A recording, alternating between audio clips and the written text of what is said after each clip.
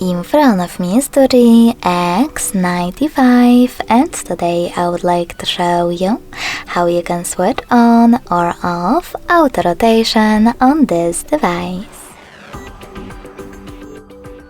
First of all, go into Tab menu.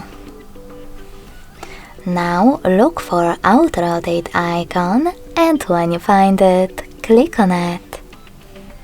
As you can see, mine is now green.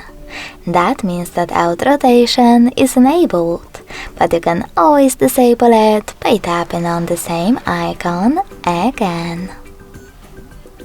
If you want to, you can also go into Settings, tap on Display, and click on Advanced.